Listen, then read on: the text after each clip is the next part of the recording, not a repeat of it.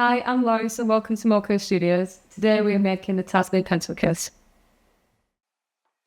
Sizes small and large. The pattern includes the cut-in templates, a detailed step-by-step written tutorial with colour photographs on how to make these pouches and a full supply list. I will include a link to purchase the pattern in the description box below the video. In this video, I will be making the large TASNIM pencil case. Using the templates provided in the pattern, cut out the pattern pieces in your chosen fabrics and apply interfacing to the wrong sides of both the main body A exterior pieces. Preparing the zipper. My method of preparing the zipper will ensure that whatever size project you make, the zipper size will always be correct. Start by laying the zipper right side up on top of one of the exterior fabric pieces. Center the zipper so that there is an equal amount of zipper teeth on either side. Then, with a marker, draw a line on the zipper where the fabric starts and ends. On the open end of the zipper, at the marked zipper line, tack stitch the zipper closed with a needle and thread. This will make the next steps much easier. Or you can knit the zipper back together.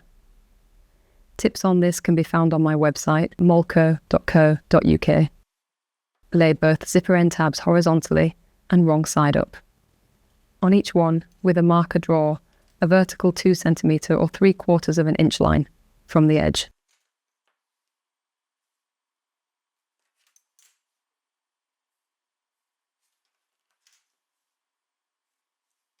Lay the zipper right side up, then lay one of the zipper end tabs wrong side up on top of the zipper, aligning the shorter edge with the marked zipper line.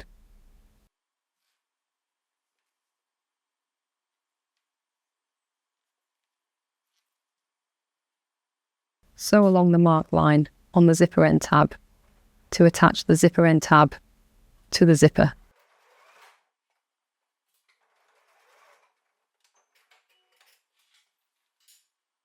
Flip the zipper end tab over so the right side of the exterior fabric is showing on top, and then pin it into place.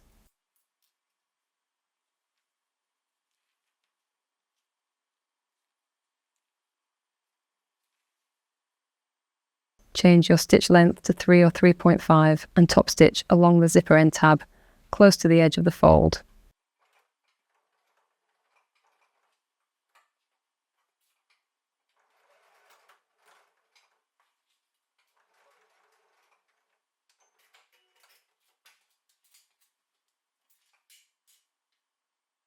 Then trim off the side edges of the zipper end tab so that the tab and the zipper are the same width.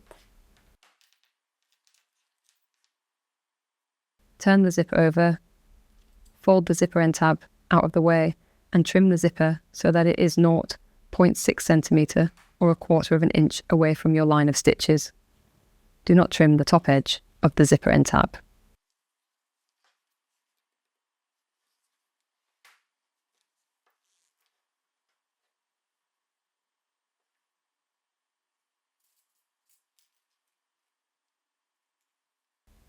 Repeat on the other side of the zipper with the other zipper end tab.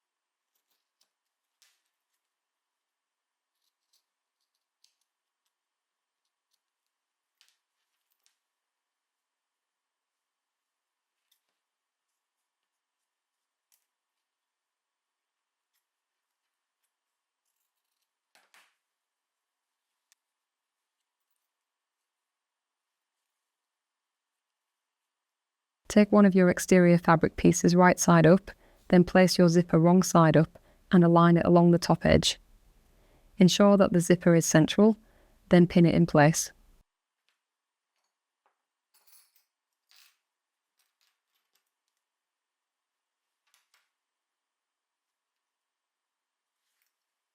Open your zipper slightly, Put on your zipper foot and guide the edge of the zipper foot with the raw edges of the zipper to ensure you don't sew the zipper in too tightly.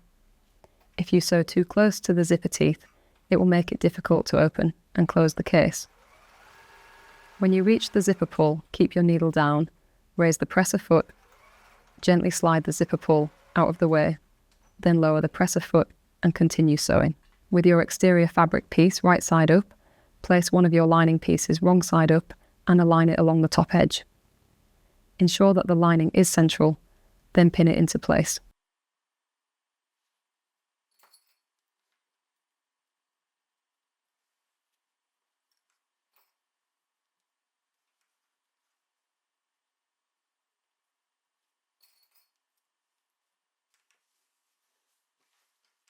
With your zipper foot on, guide the edge of the zipper foot with the raw edges of the fabric, zipper and lining, to ensure you don't sew the zipper in too tightly. Again, when you reach the zipper pull, keep your needle down, raise the presser foot, gently slide the zipper pull out of the way, then lower the presser foot and continue sewing. Fold both of your fabric pieces over so that the wrong sides are touching each other. Press down with your fingers to flatten the fold.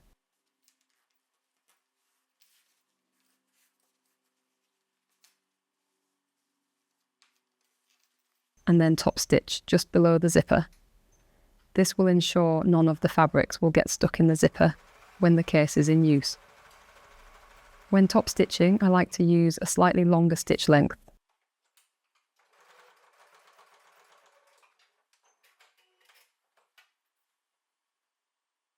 Now we're going to repeat the same steps on the other side of the zipper with the second exterior fabric piece and second lining fabric piece.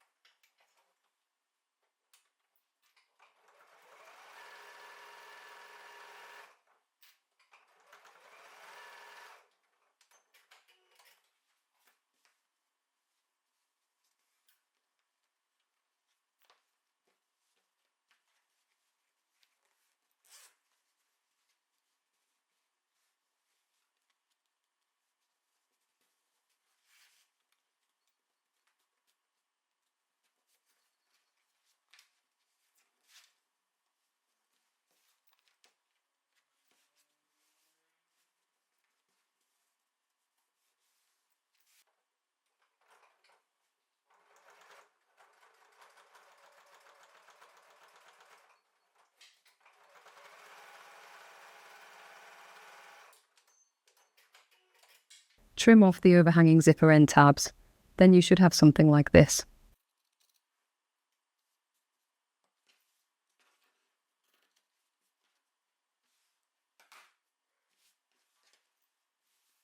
Here's what the lining side should look like.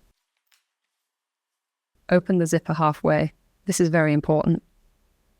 Flip the fabric layers over so that the right sides of the lining pieces are touching each other and the right sides of the exterior pieces are touching each other. Align and pin the zipper joins first. You want these to match up perfectly. Then align and pin the exterior and lining pieces together.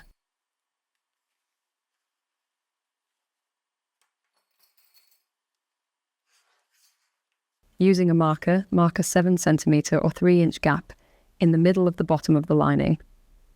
This gap is important for turning the case out at the end.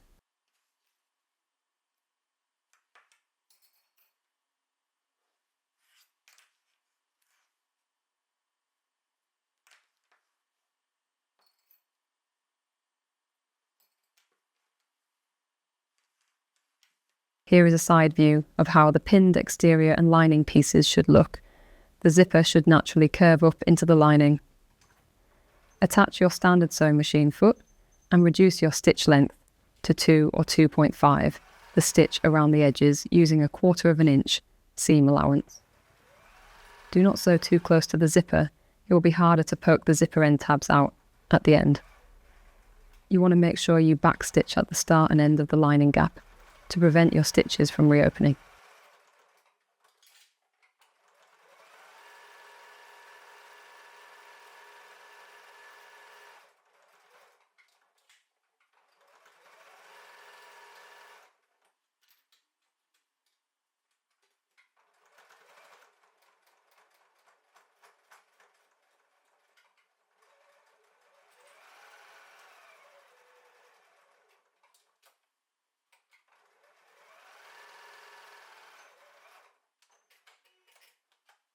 Once sewn, snip off each of the 4 corners. Be careful not to cut through any of your stitches.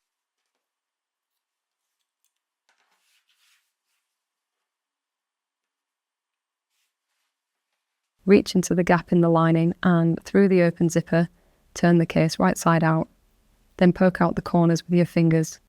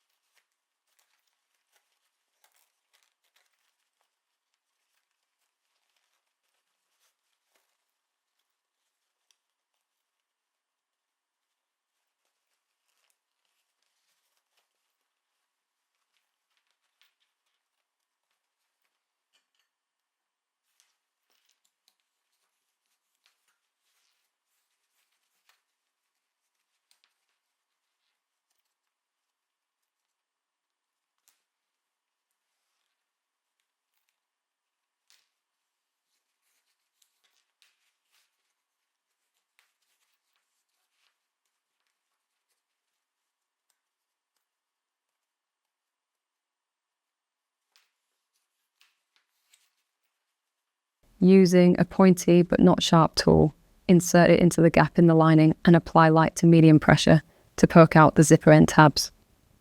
Try inserting the tool into the tabs at different angles until they pop out. It's best to do this step little by little so you don't accidentally poke a hole through your case. This step takes time and practice to perfect, but after a few attempts, it gets easier. Once you are happy with the corners and zipper end tabs, fold the raw edges of the lining gap inwards and either close with a hand stitch, or you can pin the opening shut and use a 1/8 of an inch seam allowance, so it will not be that noticeable. Whilst the lining fabric is still hanging out, give the whole case a press with a hot iron, ironing the case and the lining separately.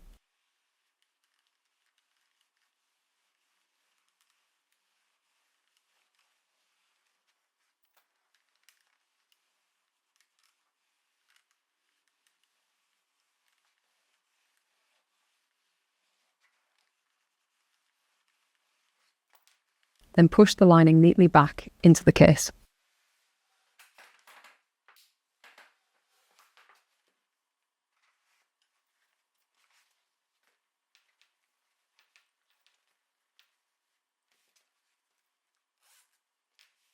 The final optional step is to tie a length of leather around the zipper pull, and then you are finished. I really hope that you enjoyed this tutorial and you are proud of your new case. If you appreciate this video, please like and subscribe to my channel. To purchase the paper templates used in this tutorial, please follow the link in the description box below the video. The PDF pattern also includes a supplies list and a detailed step-by-step written tutorial with colour photographs. Your purchase helps support my business so I can keep creating more tutorials like this one. To see what other sewing tutorials and patterns I have on offer, head over to molco.co.uk.